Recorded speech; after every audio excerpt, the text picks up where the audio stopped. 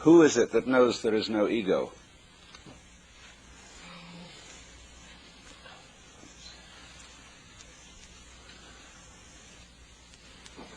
And you must realize, you see, that this is a problem created linguistically. I explained that language based on the sentence, composed of subject, verb, and predicate, contains the hidden belief system that events are started by nouns, by things. And so it's very important to understand that in the real universe, there are no things at all. And this startles people, because we think of the universe as the sum total of things. But when you go into the question, what do you mean by a thing? You ask children this question, what do you mean by a thing? And they'll say, well, an object. Well, I said, you've just substituted another word that doesn't tell me anything. Well, they can come back if they're very smart and say, what do you mean by anything? I got once in a class of high school kids an Italian girl who said a thing is a noun. Well, she was getting warm. A thing is a think. It's almost the same word. It's a unit of thought, in the same way that an inch is a unit of linear measure, or a pound a unit of weight. And so in various languages this comes out. In German you've got Ding, thing, denken, to think. In Latin, res, thing, reor, to think. So when we reify, that means to thingify.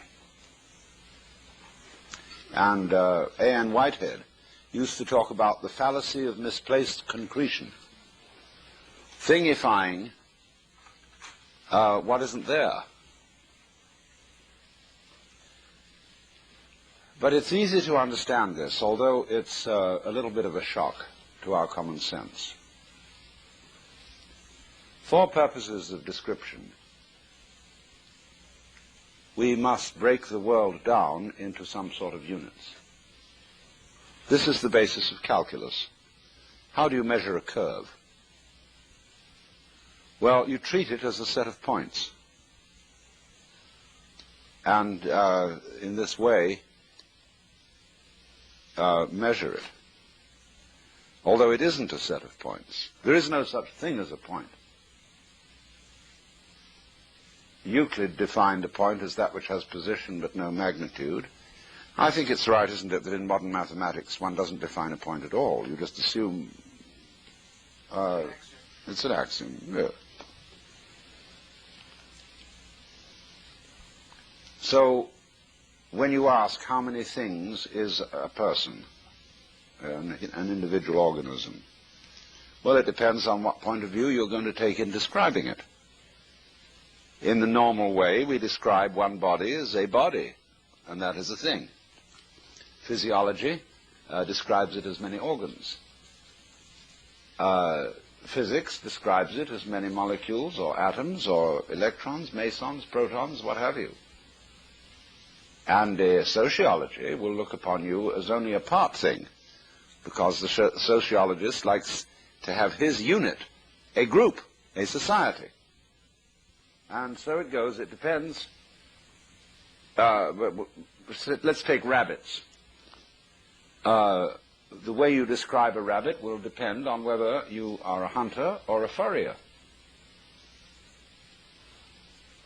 It's the way you look at it and the way you describe it, so that the way of describing always varies according to the use you want to make, so that the world is not unlike a Rorschach blot. And in psychological testing, we get people to describe Rorschach blots and say what they see in them. Now, you can perfectly well imagine that we in this room could have an enormous Rorschach blot on the wall, and we would all discuss it and arrive at a consensus about what it was. And we would manage, in other words, to coagulate our different points of view. And if there were a very dominant person present, he or she would tend to force the particular view upon everybody else and say, no, obviously it isn't what you say it is. Look, it's perfectly clear that it's that. So we are living in a Rorschach blot.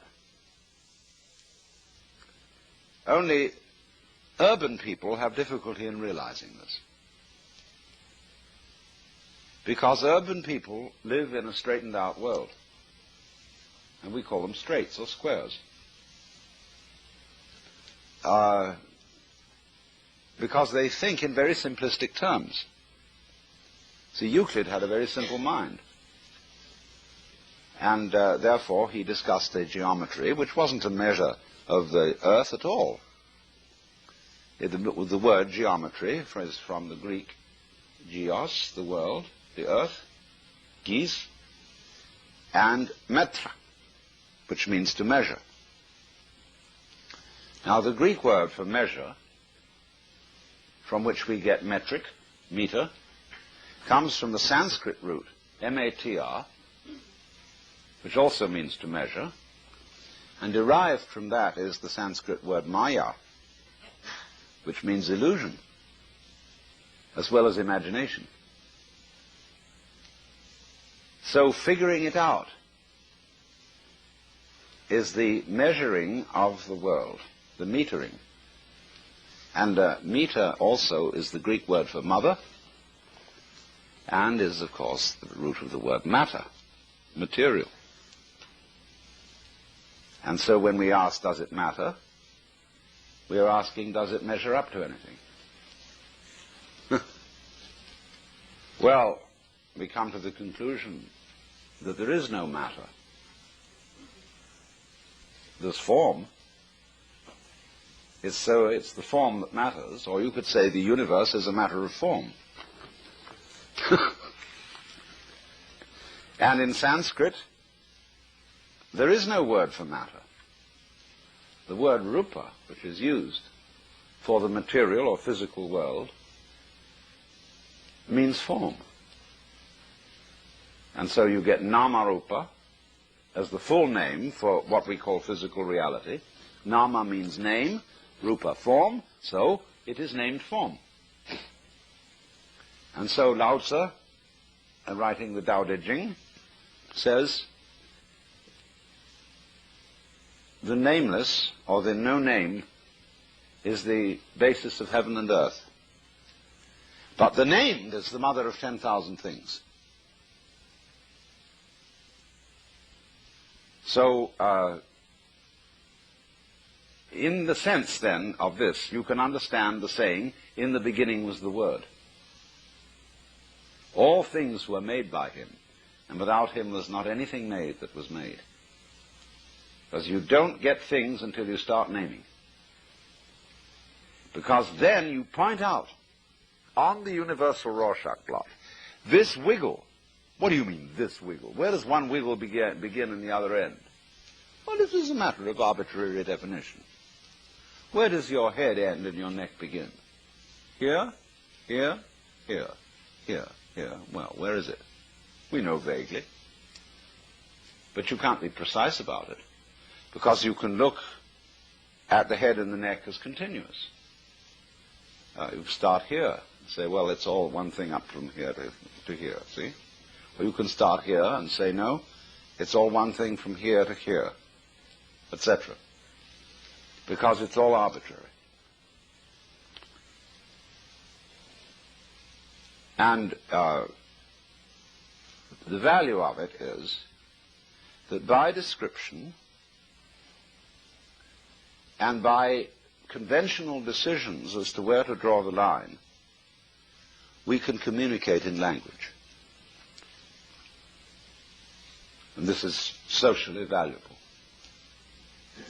But we must not be deluded by what we're doing. Because if we do truly believe that the world is a lot of separate things, we believe that we can take them apart and have this without that.